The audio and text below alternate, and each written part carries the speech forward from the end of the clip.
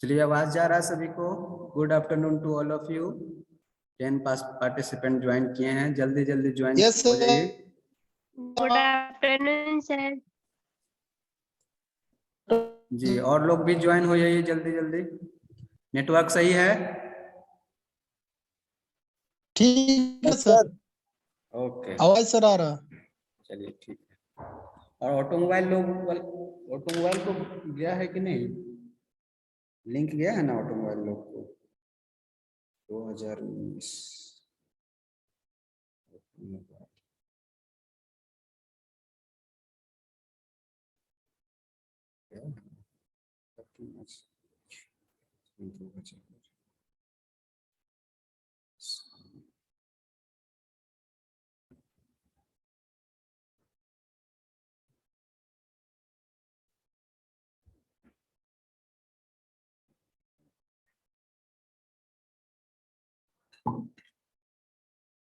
चलिए ठीक है।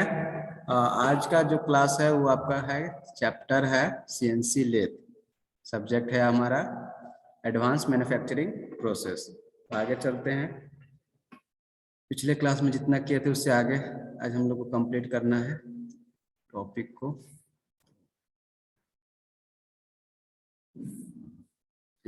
स्क्रीन शेयर हो रहा होगा सभी को। चलिए, आपका जो है सीएनसी चल रहा था, सीएनसी लेथ। ठीक है, ये आपका सिलेबस है सीएनसी लेथ का।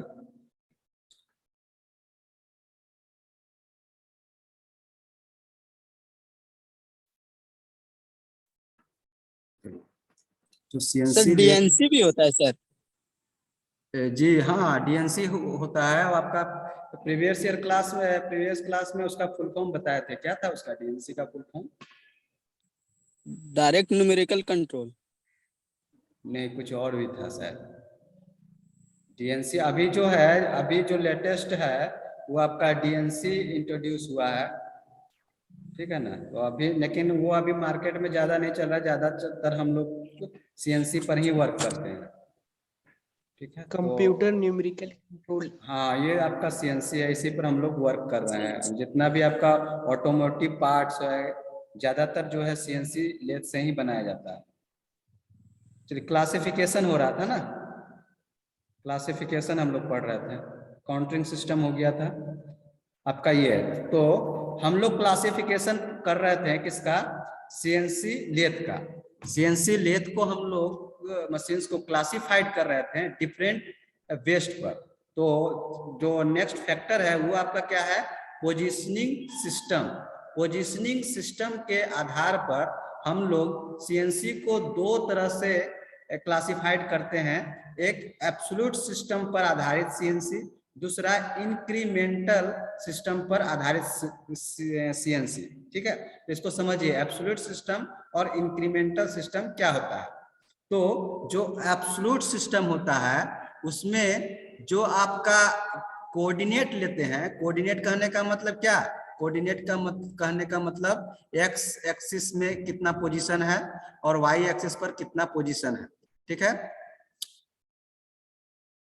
तो जैसे कि एक्स वाई और जेड इस तरह से है, ये आपका एक्स एक्सिस, ये आपका वाई एक्सिस, ये आपका जेड एक्सिस है। तो ये मान लिया जाए कोई पॉइंट है, ये कोई पॉइंट है।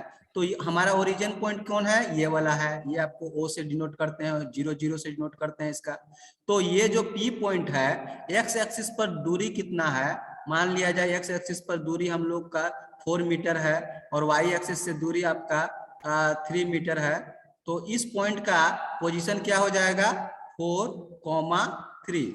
जो पहले वाला होगा वो आपका एक्स एक्सिस के डायमेंशन को दिखाएगा और जो सेकंड वाला डिजिट होगा वो आपका वाई एक्सिस के डायमेंशन को दिखाएगा। तो इसमें हम लोग जो कोऑर्डिनेट है इसी को बोलते हैं 4,3 जो है इसको हम लोग बोलते हैं कोऑर्डिनेट। तो ये कोऑर्डिनेट क्या है, ये कोऑर्डिनेट डिटरमाइंड हो रहा है किस पॉइंट से, तो ये रेफरेंस पॉइंट से, ये आपका रेफरेंस पॉइंट है जो फिक्स पॉइंट है। इस फिक्स पॉइंट से हम लोग इस पॉइंट के पोजीशन को डिटरमाइन कर रहे हैं, इस पॉइंट के पोजीशन के कोऑर्डिनेट को लिख रहे हैं इसका रेफरेंस लेके, ये वाला पॉइंट से रेफरेंस लेके। तो this is called absolute system, इसको बोलते हैं क्या, एब्सोल्यूट सिस्टम। तो वही चीज लिखा हुआ है, in absolute dimensioning system the coordinates of points are always taken from a fix point. Fix point जो हमारा ये है, ये आपका फिक्स पॉइंट है, इस फिक्स पॉइंट पर हम लोग इस फिक्स पॉइंट को आपका रेफरेंस पॉइंट मानते हुए कोई भी पोजीशन को हम लोग डिटरमाइन करते हैं। ठीक है, तो ये आपका हो गया एब्सोल्यूट सिस्टम। तो जो आपका सीएनसी मशीन्स है तो उसमें आपका एब्सोल्यूट सिस्टम में काम करने वाला क्या होगा कि एक फिक्स पॉइंट पर जहां पर फिक्स पॉइंट हम लोग जिसको ऑब्जर्व करेंगे वहां से कटिंग टूल का दूरी, आपका जॉब का दूरी, उस सभी के कोऑर्डिनेट को डिटरमाइन करते हैं। तो ये आपका क्या हो जाता है, एब्सोल्यूट सिस्टम। समझ में आया कि एब्सोल्यूट सिस्टम सीएनसी में कैसे वर्क करता है। इट इज इजी टू, इसमें हम लोग इस एब्सोल्यूट सिस्टम में हम लोग जो आपका प्रोग्राम है, प्रोग्राम में क्या क्या होगा, प्रोग्राम में तो बहुत सारा डायमेंशन होगा, उसमें लेटर का यूज करते हैं, फीट कितना हम लोग का देना है, कितना डायमेंशन में कटिंग करना है, ये सभी चीज का डिटेल्स किसमें मिलता है, प्रोग्राम में मिलता है। तो प्रोग्राम में जब ये सब चीज का डिटेल्स मिलेगा तो हर एक चीज का पोजीशन को भी हम लोग डिटरमाइन करेंगे, एक्स वाई जेड, यानी एक्स में कितना हम लोग को मूव करवाना है टूल्स को, और वाई डायरेक्शन में कितना मूव करवाना है टूल्स को, और जेड डायरेक्शन कितना मूव करवाना है टूल्स को एज पर आवर रिक्वायरमेंट। इस तरह का हम लोग को ऑपरेशन करना है। तो इस चीज को चेक करने के लिए कि गलती है या सही है, या फिर एक बार चेक करने के लिए ये जो सिस्टम है ये आसान पड़ता है। कौन सा system, absolute system. Absolute system में प्रोग्राम को एडिट और चेक करने में हम लोगों को आसानी पड़ता है एब्सोल्यूट सिस्टम में, क्योंकि इसका जो आपका जो पोजीशन हम लोग डिटरमाइन करते हैं किसी खास पॉइंट को फिक्स्ड मानकर हम लोग उस पॉइंट से हम लोग पोजीशन को डिटरमाइन करते हैं। तो जितना भी point to point positioning system होता है, जो point to point cutting operation होता है, वो सभी क्या है, हम लोग ये वाला जो सिस्टम है एब्सोल्यूट सिस्टम को का यूज होता है। ठीक है, और जितना भी जनरल प्रोग्राम, बहुत सारा जितना भी जनरल प्रोग्राम है, ज्यादातर यूजुअली हम लोग एब्सोल्यूट सिस्टम से ही हम लोग उसका कोऑर्डिनेट को फिक्स करते हैं। ठीक है, तो ये बात रहा एब्सोल्यूट सिस्टम, यानी एब्सोल्यूट सिस्टम पे आधारित सीएनसी मशीन्स काम करता है, तो उसे हम लोग एब्सोल्यूट सिस्टम सीएनसी मशीन कहेंगे। अब आता है इंक्रीमेंटल सिस्टम। इंक्रीमेंटल सिस्टम में क्या होता है, तो देखिए यहाँ पर ये वाला पॉइंट आपका क्या था, फिक्स पॉइंट था। तो इंक्रीमेंटल सिस्टम अब क्या करेंगे कि एक ये पॉइंट है, एक ये पॉइंट है, तो जो आपका ये जो तीसरा वाला पॉइंट है, ये वाला, इसका जो पॉइंट का जो पोजीशन होगा इस पॉइंट को रेफरेंस मान के करेंगे, ना कि इस फिक्स पॉइंट को। समझ में आया बात कि इंक्रीमेंट मीन्स क्या, बढ़ा हुआ। इंक्रीमेंट का मतलब बढ़ा हुआ। तो इसका जो पोजीशन करने का निर्धारण होगा वो फिक्स पॉइंट को ना मानकर किसी अन्य पॉइंट के कोऑर्डिनेट को रेफरेंस मानकर हम लोग उसका कोऑर्डिनेशन को निर्धारित करते हैं। यानी कोई भी कटिंग टूल यहाँ मूव कर रहा है, ठीक है, तो कटिंग टूल को आगे किस डायरेक्शन में एक्स एक्सिस में कितना में मूव करवाना है, वाई एक्सिस के कितना में मूव करवाना है, जेड एक्सिस पर कितना मूव करवाना है, इसका डिटर्मिनेशन पीछे वाला पॉइंट को कोई कंसीडर करके रेफरेंस करके इस पॉइंट से क्या दूरी एक्स एक्सिस से कितना होगा, वाई एक्सिस से कितना होगा, जेड एक्सिस, मतलब इस पॉइंट को हम लोग रेफरेंस पॉइंट मानेंगे और इससे इस अगले वाला पॉइंट का कोऑर्डिनेशन को डिटरमाइन करेंगे। तो ये वाला ऐसा सिस्टम को हम लोग इंक्रीमेंटल सिस्टम कहेंगे।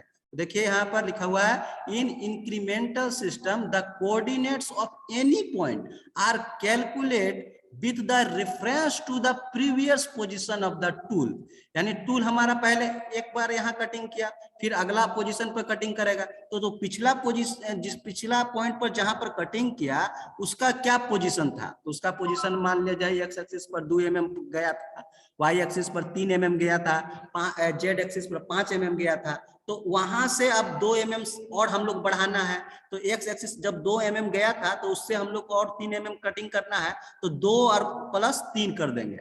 तो ये हो गया आपका इंक्रीमेंटल, यानी इंक्रीमेंट कर दिया पिछले वाला पॉइंट के रेफरेंस से। तो समझ में आया होगा कि इंक्रीमेंट सिस्टम में हम लोग क्या करते हैं। तो इससे क्या होता है कि जो हम लोग का जो प्रोग्राम है उसको एडिट करने में या फिर चेक करने में हम लोगों को कठिनाई होगा, क्योंकि हर एक पॉइंट के पोजीशन को हम लोग पिछला वाला पॉइंट के पोजीशन को हम लोग कंसीडर करना पड़ेगा, जबकि इसमें एब्सोल्यूट में नहीं होता था। उसमें हम लोग डायरेक्टली मेजर कर लेते थे, कहाँ से, फिक्स पॉइंट पर 0 से मेजर कर लेते थे कितना पोजीशन पर कट कर रहा है। ठीक है, तो ये आपका जो इंक्रीमेंटल सिस्टम होता है वो डिफिकल्ट होता है प्रोग्राम को एडिट करने में और प्रोग्राम को चेक करने में। ठीक है, ये इसका जो है controlling point to point machine tool, यानी point to point machine tool के कंट्रोलिंग करने के लिए इसका यूज होता है। ज्यादातर इसका यूज जो है point to point machine tool को कंट्रोल करने में इसका यूज होता है। और इसका यूज आपको कहाँ पर मिलेगा, कैन साइकिल में मिलेगा, डूल लूप में मिलेगा और इस तरह से सब प्रोग्राम में मिलेगा। तो ये जो 3 टर्म है, कैन साइकिल, डूल लूप और सब प्रोग्राम, इसको हम लोग डिटेल्स में हम लोग पढ़ेंगे, क्योंकि ये आपको एज पर सिलेबस जानना भी है। तो कैन साइकिल, डूल लूप, सब प्रोग्राम, अब आप इतना बस समझ लो कि यह एक तरह का प्रोग्राम होता है। जब हम लोग प्रोग्रामिंग करते हैं तो वो एक तरह का प्रोग्राम है, तो एक स्पेसिफाइड प्रोग्राम है जिसको हम लोग कैन साइकिल कहते हैं, डू लूप कहते हैं, सब प्रोग्राम कहते हैं। तो इन सभी चीजों में आपका इंक्रीमेंटल सिस्टम का यूज देखने को मिलेगा। तो ये 2 चीजें हैं, एब्सोल्यूट सिस्टम और इंक्रीमेंट सिस्टम। ठीक है, तो ये उम्मीद है कि ये दोनों आपको समझ में आया होगा। तो इस पर आधारित 2 CNC आपको देखने को मिलेगा। ठीक है, एब्सोल्यूट सिस्टम पर आधारित CNC मशीन और दूसरा इंक्रीमेंटल सिस्टम पर आधारित CNC मशीन। चलिए आगे चलते हैं। तो इस तरह से देखिए एक और स्लाइड है जिसमें आप लोगों को क्लियरेंस और हो जाएगा कि एब्सोल्यूट कोऑर्डिनेट में कैसा क्या क्या होता है।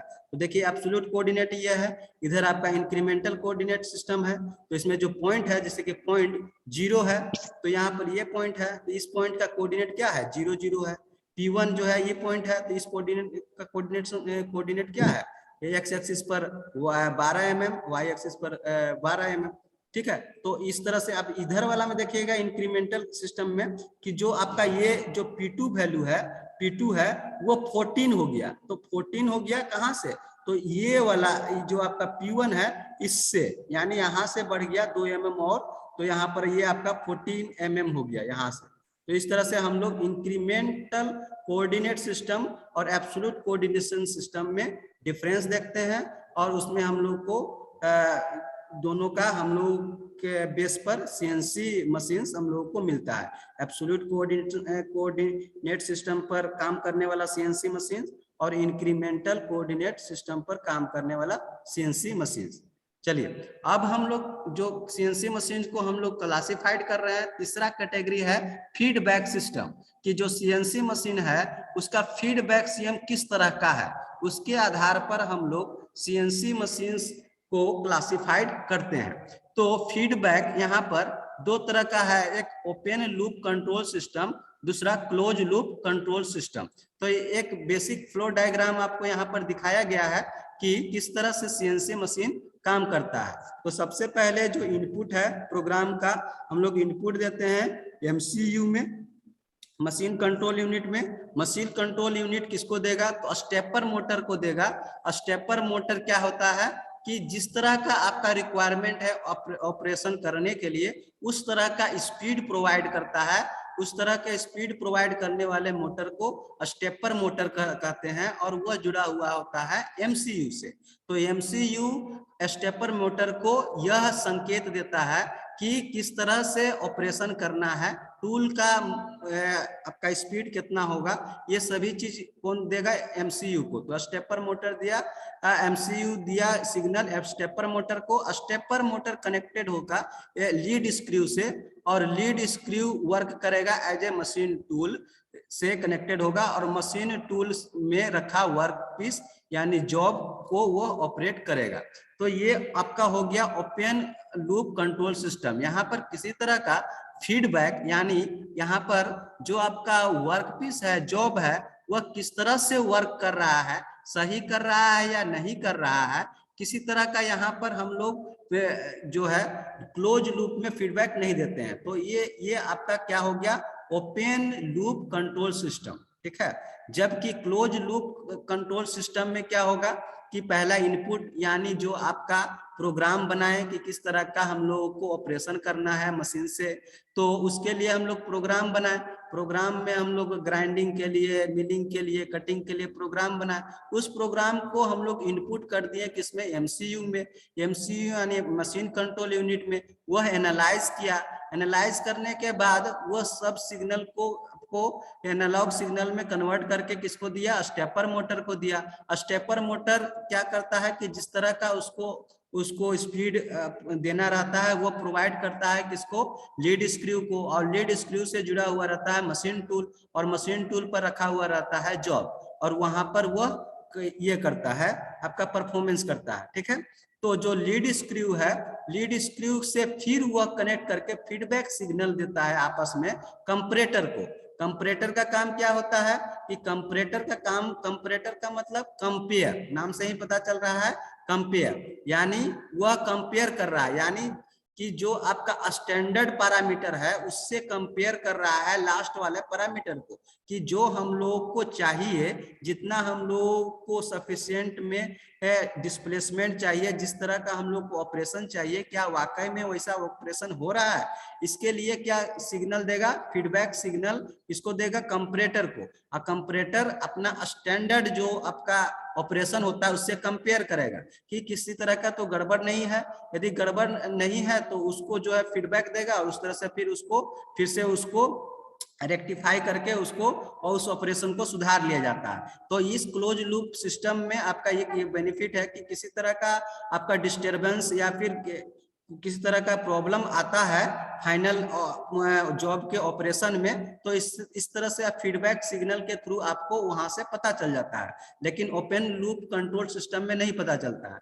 तो इस आधार पर सीएनसी दो तरह का होता है, एक ओपन लूप कंट्रोल सिस्टम पे आधारित सीएनसी, दूसरा क्लोज लूप पे आधारित सीएनसी, ठीक है। तो उम्मीद है ये दोनों आपको समझ में आया होगा, यही चीज इसमें लिखा हुआ है, इसको आप लोग नोट्स में अच्छा से इसको रीड कर लीजिएगा।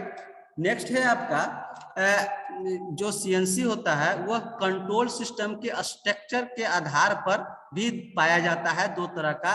पहला एनालॉग कंट्रोल सिस्टम पे आधारित सीएनसी मशीन, दूसरा डिजिटल कंट्रोल सिस्टम पे आधारित सीएनसी मशीन। एनालॉग का मतलब जो आपका देखे होंगे आपके पापा लोग के पास जो पुराना जमाना का जो घड़ी होता है, चाबी देने वाला चाबी, वो आपका एनालॉग हो गया। जो आप अभी जो आपका डिजिटल वॉच देखते हैं वो आपका डिजिटल हो गया, ठीक है।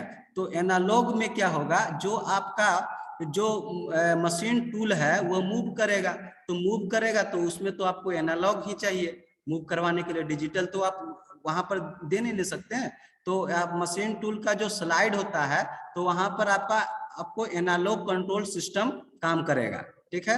जबकि आपका डिजिटल कंट्रोल सिस्टम में क्या होगा कि machine tool and each cycle of information provide voltage pulse.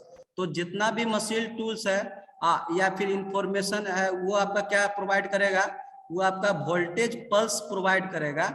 where each pulse represent a basic length, और वो जो वोल्टेज पल्स यानी जो वोल्टेज होता है करंट वोल्टेज, ठीक है, तो वो आपका वोल्टेज जो है वो प्रत्येक वोल्टेज क्या प्रोवाइड करेगा, एक पल्स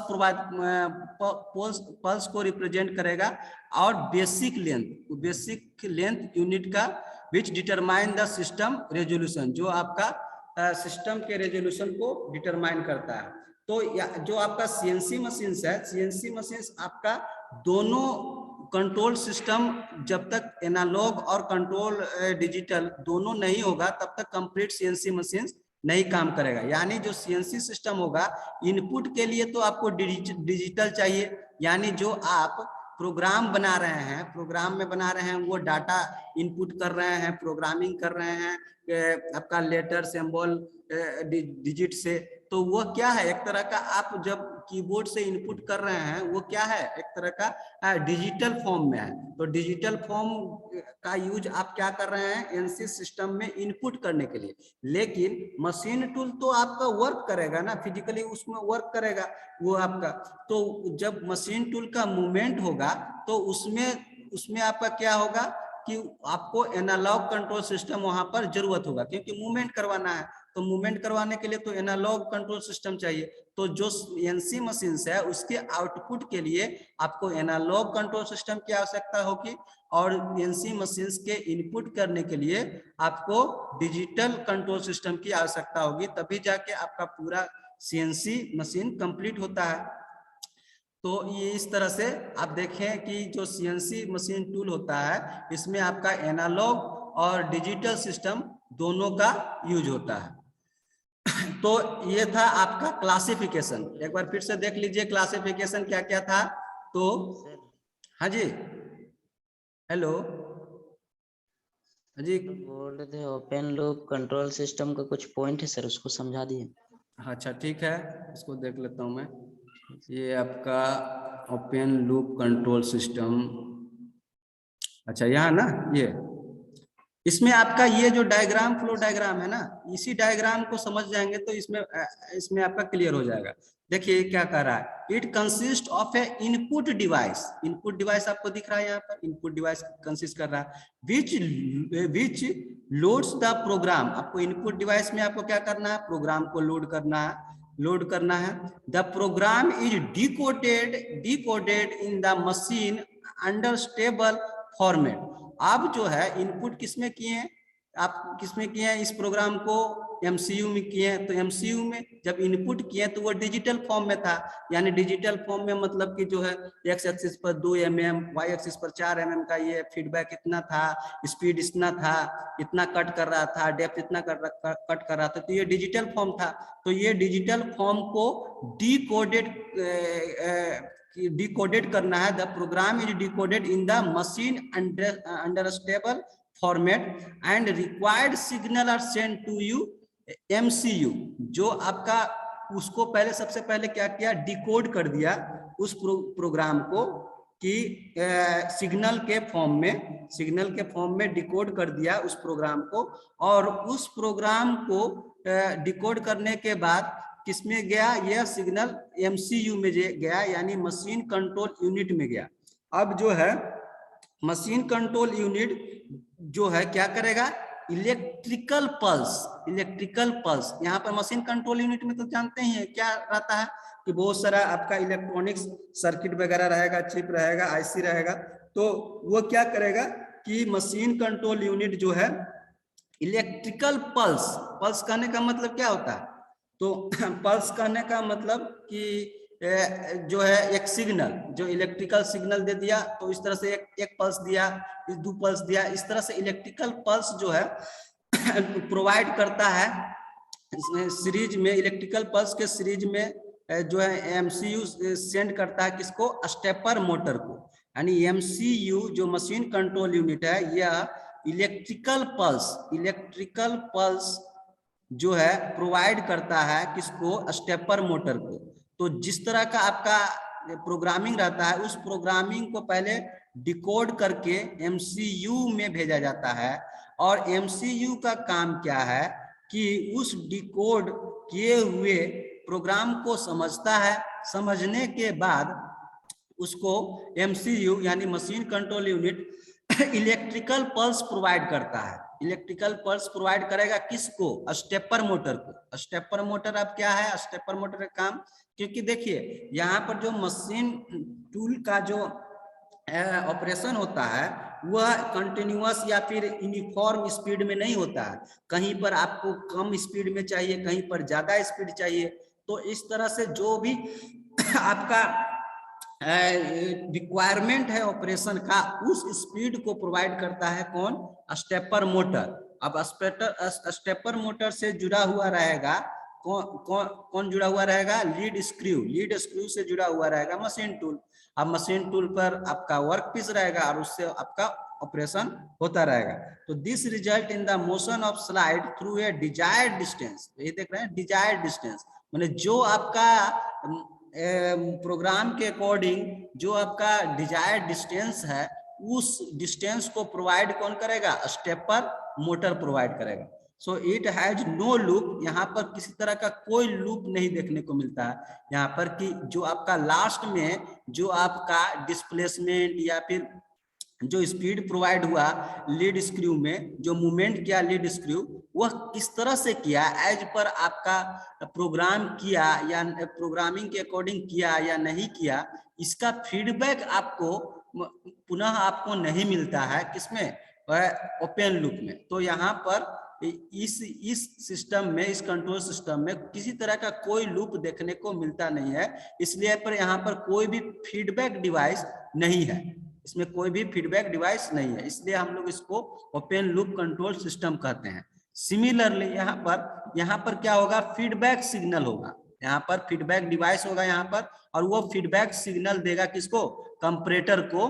और कंपैरेटर में स्टैंडर्ड आपका सिग्नल रहता है कि इस प्रोग्राम का ये सिग्नल होना चाहिए। अब उस स्टैंडर्ड सिग्नल से ये जो फीडबैक का सिग्नल को कंपेयर करेगा और किसी तरह का फॉल्ट मिलेगा तो इसको यह पुनः ठीक करेगा, रेक्टिफाई करेगा, या फिर ये आपका डिजिटल फॉर्म में ऑपरेटर को सूचना दे देगा कि ये जो आपका फाइनल प्रोडक्ट का मूवमेंट हो रहा है, ऑपरेशन हो रहा है, ये एज पर प्रोग्रामिंग नहीं हो रहा है। ठीक है, ये चीज लिखा हुआ है इसमें।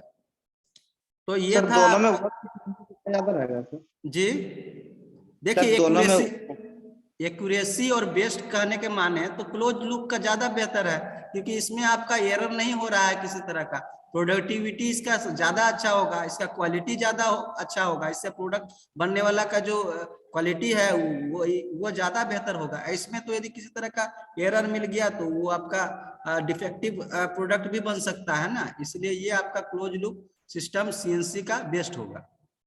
ठीक है, तो ये आपका था क्लासिफिकेशन में आप लोगों ने इतना क्लासिफिकेशन देखा। यदि एग्जाम में क्लासिफिकेशन सीएनसी का पूछता है तो ये आप अपने तरफ से लिख सकते हैं, ये आपका क्लासिफिकेशन था। ठीक है, चलिए अब हम लोग बात करते हैं कि जो सीएनसी मशीन्स वर्क करता है उसका एक्सिस कौन कौन सा होता है, मतलब कि किसको हम लोग एक्स एक्सिस बोलेंगे, किसको हम लोग वाई एक्सिस बोलेंगे, किसको हम लोग जेड एक्सिस बोलेंगे। तो देखिए यहाँ सिंपल सा ये आपका फिगर डायग्राम है, इसमें आप लोग इजीली समझ पाएंगे कि एक्स एक्सिस कौन सा है। ठीक है, तो जो आपका इस तरह से जो आपका है, ये आपका है क्या है, ये रेड वाला वो एक्स एक्सिस, इसको हम लोग ऑब्जर्व करते हैं।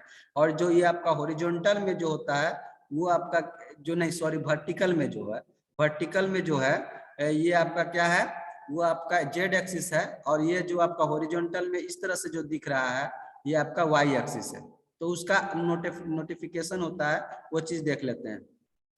मशीन जो एनसी का मोशंस होता है, एनसी यानी न्यूमेरिकल कंट्रोल या सीएनसी मशीन्स का जो मोशन होगा वो आपका किसके डायरेक्शन पे होगा, तो एक्स वाई और जेड डायरेक्शन में होगा, एक्स वाई और जेड डायरेक्शन में होगा। ठीक है, तो और यहाँ पर भी देख लीजिए, यहाँ पर ये वाला डायग्राम है, देखिए CNC machine as like this दिखेगा आपको इंडस्ट्री में, कंपनी में देखिएगा। ठीक है, कभी मौका मिलेगा यदि इसको ऑपरेशन करने का तो इस तरह से ही आपको आपके सामने सीएनसी मशीन्स होगा। देखिए ये जो है आपका चक है, जैसा आपका लेथ दिखता है हम लोग का वर्कपीस में जो लेथ है उसी तरह का दिखेगा, बस आपको यहाँ पर ये सब सभी चीजें जो है ऑटोमेटिक टूल आपका एडजस्टमेंट होगा, आपका सारा ऑपरेशन ऑटोमेटिक होगा। तो यहाँ पर ये ऑटोमेटिक होने लगता है, आपका कंट्रोल किससे होता है, तो कंप्यूटर के थ्रू से होता है। तो देखिए यहाँ पर तो अलग अलग देखिए, यहाँ ये एक्सिस में आपका इधर इसमें जो है, इसमें आपका एक्स एक्सिस दिखाया गया है ऐसे, और ये आपका क्या है, ये वाई एक्सिस है, और ये आपका क्या है, जेड एक्सिस है। तो इस वाले में जो आपका सीएनसी लेथ है, ये मिलिंग है, ये आपका क्या है, मिलिंग है, मिलिंग मशीन है, ये आपका सीएनसी लेथ है। तो इसमें आपका एक्स और वाई जेड का जो है आपका रिप्रेजेंट किया गया है इस फॉर्मेट में। तो देखिए एनसी कोऑर्डिनेट सिस्टम जो आपका ये पूरा आपका कौन सा एक्स एक्सिस होगा, वाई एक्सिस होगा, कौन सा जेड एक्सिस होगा, उसको हम लोग एनसी कोऑर्डिनेट सिस्टम कहेंगे। तो standard axis system to specify relative position tool and work piece. तो वर्क पीस और टूल दो चीज इंपॉर्टेंट होगा, यानी जो आपका सीएनसी या फिर लेथ में जो आप ऑपरेशन कर रहे होते हैं तो जो दो चीज इंपॉर्टेंट होता है, एक टूल, दूसरा वर्क पीस। टूल क्या होता है, तो वर्क पीस को जो हम लोग जिस तरह से हम लोग कटिंग करेंगे, आपका मिलिंग करेंगे, ड्रिलिंग करेंगे, तो वो होता है आपका वर्क पीस। और वर्क पीस को जो कटिंग यानी मटेरियल रिमूव करने के लिए जो होगा उसको हम लोग बोलेंगे टूल। तो इस साइड आपका क्या लगा हुआ रहेगा, टूल लगा हुआ रहेगा, और इस साइड आपका क्या रहेगा, वर्क पीस रहेगा, जिसको हम लोग जॉब भी बोलते हैं, यहाँ पर होल्ड करते हैं। अब इसी वर्क पीस में आपको काम करना है, ऑपरेशन करना है। तो टूल और वर्क पीस यानी इधर टूल और इधर वर्क पीस, यानी टूल और वर्क पीस के रिलेटिव पोजीशन के द्वारा हम लोग एक्सिस को स्पेसिफाइड करते हैं। ठीक है, एक्सिस को स्पेसिफाइड यानी कौन सा जेड एक्सिस होगा, कौन सा वाई एक्सिस होगा, किधर किधर एक्स एक्सिस होगा, इसको स्पेसिफाई करने के लिए आप लोगों को टूल और वर्कपीस के रिलेटिव पोजीशन को देखना होगा। तो यूजुअली जो वर्कपीस है, वर्कपीस क्या होता है, स्टेशनरी रहता है। यूजुअली ज्यादातर आप देखेंगे कि वर्कपीस तो आपका स्टेशनरी रहेगा और टूल इज मूविंग करेगा। लेकिन ऐसा कभी कभी ऐसा भी होता है कि जो टूल है, टूल भी मूव करता है और वर्कपीस जो है स्टेशनरी रहता है। ठीक है, तो जेड एक्सिस कौन सा होगा, तो जो मेन स्पिंडल है, main spindle axis of tool spindle और workpiece rotates is treated as Z axis. Main spindle कौन सा है, मेन स्पिंडल आपका ये है, आपका मेन स्पिंडल आपका यहाँ पर आता है, जो आपका रूट ये करता है। तो आपका जो मेन स्पिंडल होगा यानी टूल स्पिंडल का एक्सिस, यानी स्पिंडल जो आपका स्पिंडल होगा उसमें आपका टूल स्पिंडल होगा, और उस टूल स्पिंडल में क्या लगा हुआ रहेगा, उसमें लगा हुआ रहेगा टूल लगा हुआ रहेगा। मान लीजिए यहाँ पर टूल लगा हुआ है, तो जो टूल स्पिंडल का एक्सिस है, यानी टूल स्पिंडल है और इसका एक्सिस मतलब ये हो गया, तो इसको हम लोग क्या मानेंगे, जेड एक्सिस मानेंगे, जेड एक्सिस मानेंगे। तो पॉजिटिव डायरेक्शन अब हम लोग क्या करेंगे, देखिए ये आपका टूल पर हो गया। अब नीचे लगा हुआ रहेगा आपका क्या, वर्कपीस रहेगा, यहाँ पर टूल यहाँ पर ऊपर में और नीचे आपका वर्कपीस रहेगा, इसको मिलिंग करना है। तो positive direction away from the workpiece, यदि यह टूल जो है वर्कपीस से दूर भाग रहा है, वर्कपीस से दूर जा रहा है, तो उसको हम लोग पॉजिटिव टेक करेंगे। एंड टुवर्ड टूल होल्डर, या फिर वर्कपीस से दूर भाग रहा है या फिर टूल स्पिंडल के होल्डर की ओर जा रहा है, तो वैसे डिस्टेंस डायरेक्शन को हम लोग पॉजिटिव डायरेक्शन काउंट करेंगे। ठीक है, तो ये सब यदि एक्सिस आइडेंटिफिकेशन लिखने के लिए आता है तो ये चीज आप कहेंगे कि जो जेड एक्सिस होगा वो आपका मेन स्पिंडल या फिर टूल स्पिंडल के एक्सिस को हम लोग ट्रीट करते हैं जेड एक्सिस के रूप में। और वर्कपीस से जब टूल मूव करता है तो उसको हम लोग पॉजिटिव डायरेक्शन में हम लोग कंसीडर करते हैं। ठीक है, तो ये दो चीज आप लोग इसमें याद रखेंगे। ठीक है, निगेटिव होगा क्या कि if spindle moves toward the workpiece, अब जो है स्पिंडल यानी मेन स्पिंडल, और मेन स्पिंडल में क्या होगा, टूल होगा। तो टूल जो है नीचे क्या है आपका, वर्कपीस है। जब टूल जो है किधर की ओर मूव कर रहा है, तो वर्कपीस की ओर मूव कर रहा है, तो वैसे डायरेक्शन को हम लोग निगेटिव जेड काउंट करेंगे। ठीक है, निगेटिव जेड काउंट करेंगे। चलिए, ये आपका बात हुआ जेड एक्सिस, यानी जेड एक्सिस आप किसे मानेंगे, ये चीज आप देखें एक्सिस आइडेंटिफिकेशन में, लेथ में। क्लियर है कि लेथ में हम लोग जेड एक्सिस को किसको मान के चलते हैं, ये चीज हम लोग देखें। अब हम लोग बात करते हैं एक्स एक्सिस। तो एक्स एक्सिस किसको मानेंगे, इसको हम लोग दो चीजों पर डिपेंड करता है। पहला कि जेड एक्सिस यदि हॉरिजॉन्टल है, यदि जेड एक्सिस को हम लोग हॉरिजॉन्टल मानते हैं तो देखिए यहाँ पर ये वाला चीज में आपका क्या है, ये जो आपका सीएनसी लेथ है इसमें जेड एक्सिस को हम लोग हॉरिजॉन्टल मान के चले हैं, हॉरिजॉन्टल मान के चले हैं। अब जो ये मिलिंग है सीएनसी मिलिंग, इसमें जेड एक्सिस को हम लोग क्या है, वर्टिकल मान के चले हैं। तो एक्स एक्सिस का डिटरमाइन करने के लिए हम लोगों को दो चीज कंसीडर करना पड़ता है कि जेड एक्सिस क्या है, हॉरिजॉन्टल में है या फिर वर्टिकल में है। यदि जेड एक्सिस हॉरिजॉन्टल में है तो क्या होता है, तो positive X axis to the right when looking from the spindle toward the workpiece, यानी स्पिंडल से वर्कपीस की ओर देख रहे हैं। स्पिंडल कौन सा है, स्पिंडल हमारा ये है, ठीक है। तो स्पिंडल से वर्कपीस की ओर देख रहे हैं, वर्कपीस नीचे रखा हुआ है। तो यहां से आप देख रहे हैं, आप क्या देख रहे हैं, यहाँ से आप इधर देख रहे हैं। स्पिंडल कौन सा सर, स्पिंडल ये वाला है जिसमें आपका टूल जुड़ा हुआ रहेगा, ये चीज, ये वाला रोटेशन कराएगा सर जो, हाँ। तो ये आपका स्पिंडल हो गया। तो स्पिंडल में टूल स्पिंडल जुड़ा हुआ रहेगा और टूल स्पिंडल में टूल रहेगा, ठीक है। तो जब हम लोग का जेड एक्सिस क्या होता है, वर्टिकल होता है, सॉरी वर्टिकल है ना, जेड एक्सिस वर्टिकल की हॉरिजॉन्टल है, सॉरी।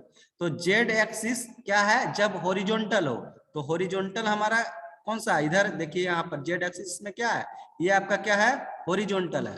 तो वैसे कंडीशन में क्या है कि from spindle toward the workpiece, अब इसमें देखिए वर्कपीस कौन सा है, वर्कपीस हमारा ये है, ठीक है, वर्कपीस हमारा ये है। तो स्पिंडल से वर्कपीस की ओर देखते हैं तो वो आपका क्या होगा, positive X axis to the right when looking from spindle toward the workpiece. यहाँ पर देखिए पॉजिटिव एक्स एक्सिस, यहाँ पर ये आपका क्या हो जाएगा, ये एक्स एक्सिस है, ये आपका एक्स एक्सिस, ये आपका जेड एक्सिस। तो जेड एक्सिस आपका कौन सा है, ये हॉरिजॉन्टल में हो गया। और आपका वर्कपीस कौन सा है, वर्कपीस हमारा ये है, ठीक है। तो वर्कपीस को देख रहे हैं, हमारा ये देख रहे हैं हम लोग, यहाँ से वर्कपीस को देख रहे हैं, तो ठीक है। तो ये जो आपका हो जाएगा, ये आपका जो डायरेक्शन है, ये आपका क्या हो जाएगा, जो इधर से हम लोग जो डायरेक्शन देख रहे हैं वो स्पिंडल हमारा ये हो जाएगा, इसमें स्पिंडल हमारा ये हो जाएगा। तो स्पिंडल में जुड़ा हुआ होगा क्या, टूल इसमें जुड़ा हुआ है, टूल कट करेगा वर्कपीस को। तो हम लोग स्पिंडल से वर्कपीस की ओर देख रहे हैं, स्पिंडल से वर्कपीस की ओर देख रहे हैं। स्पिंडल हमारा ये है, स्पिंडल से हमारा वर्कपीस की ओर इधर देख रहे हैं। तो ये जो डायरेक्शन है ये पॉजिटिव एक्स एक्सिस होगा, ठीक है। अब हम लोग वर्कपीस से स्पिंडल की ओर देखेंगे इधर, तो ये आपका निगेटिव एक्स एक्सिस, तो यहीं पर आपका जो है ई एक्स एक्सिस हो गया। तो इधर जाएगा तो पॉजिटिव एक्स एक्सिस और इधर जाएगा तो निगेटिव एक्स एक्सिस होगा। तो इसमें कब, जब जेड एक्सिस को हम लोग हॉरिजॉन्टल मान रहे हैं तब। यदि जेड